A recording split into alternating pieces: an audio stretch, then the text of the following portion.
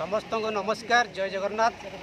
आज निखिल ओडिशा स्वेच्छासेवी महासंघ समवेदना और सखीर मिलित आनुकूल्य एक सचेतनता कार्यक्रम आमे पटिया स्थित राजा मधुसूदन देव महादेव जो राजा मधुसूदन देव कॉलेज अच्छी से कॉलेज परिसर आम पाखर आरंभ करुचु। आमर वार्ता होची जे पॉलिथिन एक एभली जिनिष जहाँ केबे पचनशील हुए ना, या हजार हजार वर्ष धरी माटी तले माटी रे केबे मिसे ना, जहाँ फल परिवेश को दूषित करे, जीवजंतुंकर पर्याप्त क्षति करे।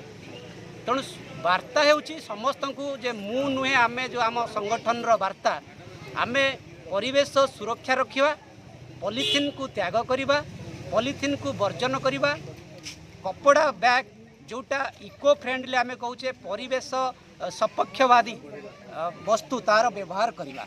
तेणु आज ये जो कार्यक्रम होची ये कार्यक्रम रे निखिल ओडिशा स्वेच्छासेवी महासंघ सहित जड़ित समस्त गणसंगठन उपस्थित अछंती, समस्त भाई भौणी माने उपस्थित अछंती।